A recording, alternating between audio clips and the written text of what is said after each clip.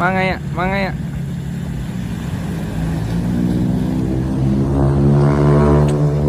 อยากจะซึมซับภาพบรรยากาศตรงนี้ให้นานที่สุดทะเลพระอาทิตย์ตกภูเขาผู้คนนะครับตรงนี้เป็นหาดพัทยา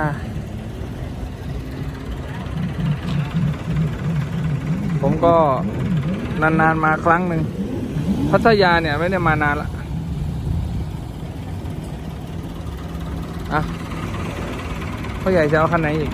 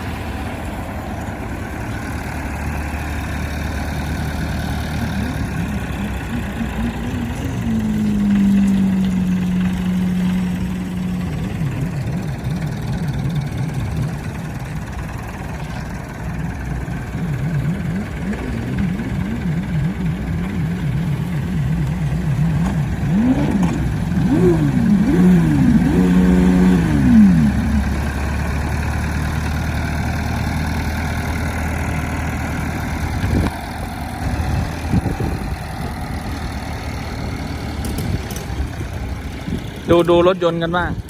เดี๋ยวดูรถยนต์กันดูรถยนต์กันบ้างครับหลังจากรถไถก็จะมีรถยนต์ด้วย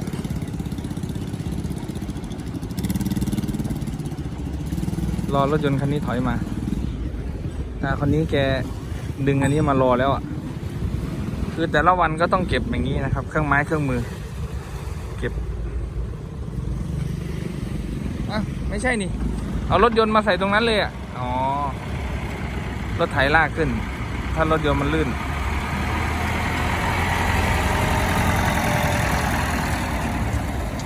อันนี้ลากขึ้นจากท่า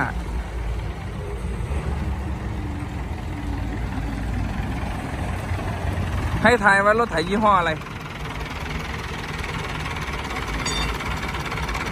ถ้าผมถ่ายนะผมว่าแมสซี่น่าจะเป็นแมสซี่นะยี่ห้อแมสซี่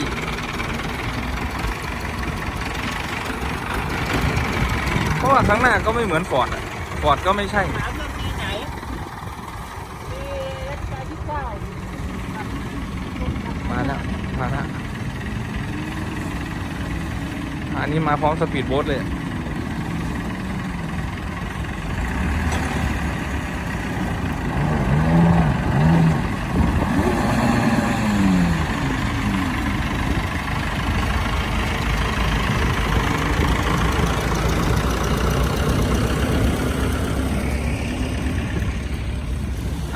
ทิ้งไว้นี่เลย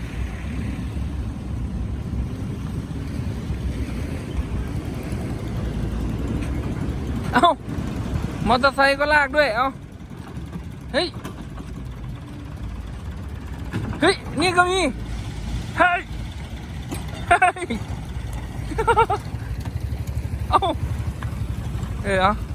เอาใส่ให้ค่อยดูหน่อยชน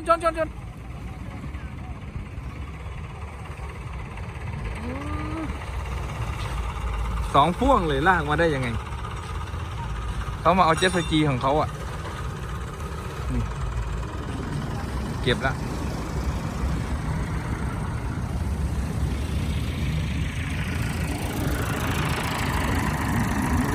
โอ้พระอาทิตย์ตก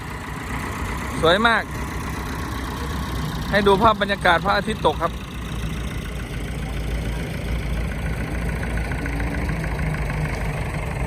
มีคันไหนมั่งจะขึ้นมาอีก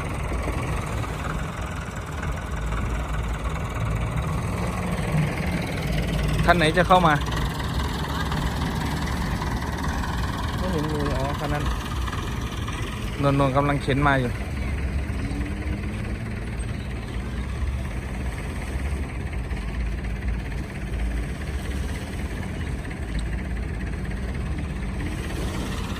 มี2 คันนะครับอันนี้ก็เมสซี่เหมือนกันอันนี้มียี่ห้อชัดเจนเล่นแต่ของนอกเลยเมสซี่เสียงนิ่มมากคันนั้นต้องโปะน้ำมันเครื่องไว้ตลอดเฮ้ย ดูคันนั้นดิไม่เหมือนใครเลยเฮียโอ้โหคันอื่นเขายังมีบอกยี่ห้ออันนี้มาเล่นแบบโอ้โหอันนี้น่าจะเป็นฟอร์ดครับดูถังน้ำมันน่าจะเป็นฟอร์ดยังไงก็น่าจะเป็นฟอร์ดอันนี้มาเอาเรือใหญ่เลยนะเนี่ยนี่มีกวนกันอีกอ่ะอันนี้มาเอาเรือใหญ่ครับ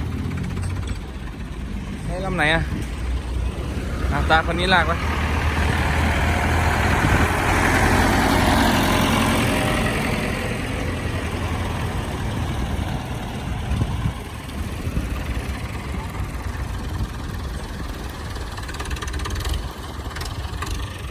เฮ้ยจะเอาลงมอไซค์ลงไปด้วยเหรอ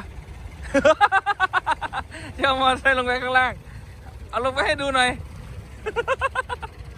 นี่แกจะเอามอไซค์ลงไปข้างล่างเฮ้ยไม่ใจ เอาใหม่อีกรอบนึง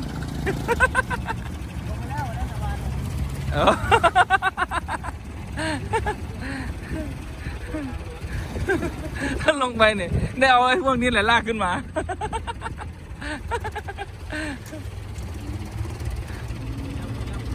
ฮะมาแล้วเหรอมาแล้วครับดูแม่นมากนะปึ๊บ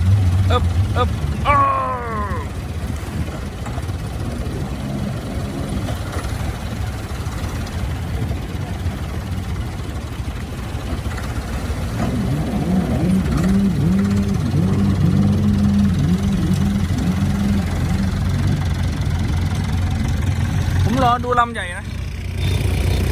รอดูลำนั้นน่ะลำไหนเขากำลังจะเข้ามาวิวสวยมากเลยตอนนี้วิวแบบเอาพี่ถือเครื่องนี้หน่อยผมจะถืออัดวิดีโอรอดูลำใหญ่อะลำไหนอะเขาจะเอาเข้ามา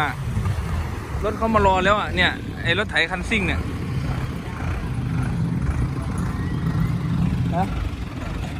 อันนั้นแต่หน้าจอเอาวัยรุ่นก็กำลังจะหลั่งไหลมาครับวัยรุ่นเต็มหาดไปหมดเลยตอนที่ผมมานั่งแรกๆไม่มีเลย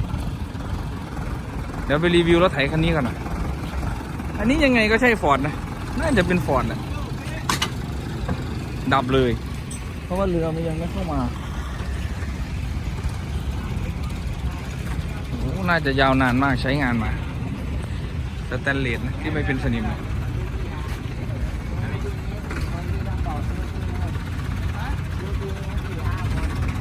นี่ก็รักษาไว้ดีเมสซี่นี่ฟอร์ดดูสนิมคือถ้ายางรั่วนี่เรียบร้อยครับยางรั่วคือต้องทิ้งอ่ะคือถ้าเอาค้อนมาตีนี่ปุ๊บนี่โอ้โหร่วงออกหมดเลยใช้คุ้มครับ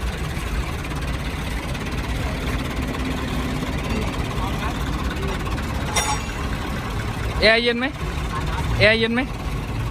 แอร์เย็นไหมแอร์ รีวิวรถไถครับอันนี้รถยี่ห้ออะไรฟอร์ดอ๋อเห็นไหมไม่พลาดครับฟอร์ดโครงสร้างเป็นฟอร์ดโอ้โหดูสด ดูสดครับไม่มีหม้อกรองเลย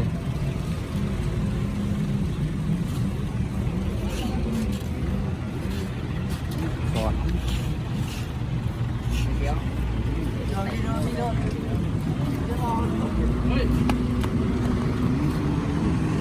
อยากดูลำใหญ่อะไม่ได้ดูแน่นอนเลยลำใหญ่พระอาทิตย์เนี่ยแล้วฟ้าไปแล้วครับโอ้โหสวยมากเอาลื่น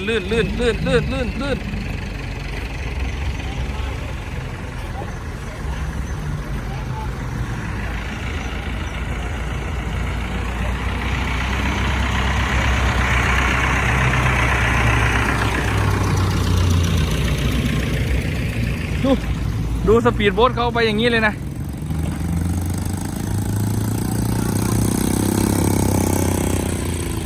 โอ้เท่มากครับเป็นอาชีพเลยอาชีพของเขาเลยอะไหนลำไหนจะขึ้นอันนี้ลำไหนจะขึ้นอันนี้โอ้นี่มาแล้วนี่ลำนี้ครับลำนี้พร้อมแล้วเขาส่งนักท่องเที่ยวแล้วมาแล้วครับบุดมาแล้วลำนี้รอดูได้เลยดูว่าเขาจะซัดไอ้เจ้าเนี่ยลงไปลึกแค่ไหนเขาจะซัดมันลงไปลึกเลยนะ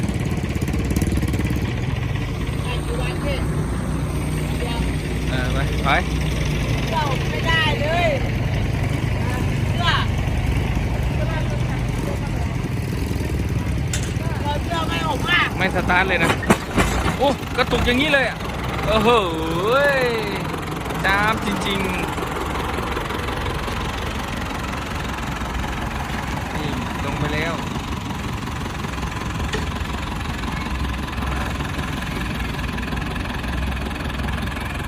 ตรงไหมขับเก่งแท้ว่ะคนขับเรือฮึบ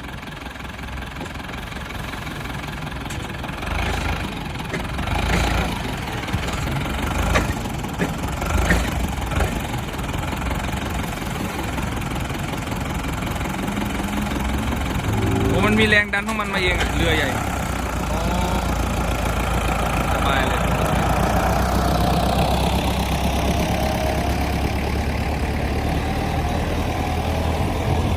เครื่องยนต์ใบพัดไอแลนด์ครับพี่ขอบคุณครับสำหรับการติดตามรับชมนะครับ สนุกสนานกันพอสมควรวันนี้คุ้มค่ามากนะครับโดยพี่จิ๋วครับพี่จิ๋วพาเที่ยวกับแฟนแก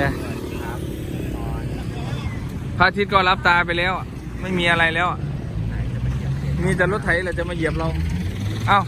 เขาจะเอาลำใหญ่ขึ้นอีกแล้วนี่รอดูลำนี้นี่เด็กเนี่ยข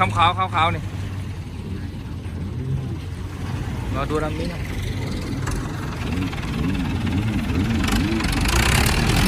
เสียงดีนะคันนี้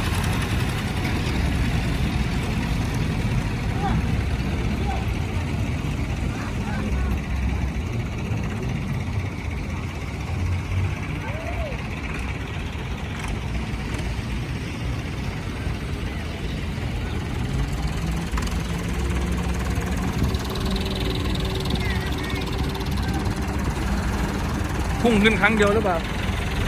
ฮึบแม่นเลยคันนี้ฮึบโอ้โหได้เลยครั้งเดียวยิงมือครับ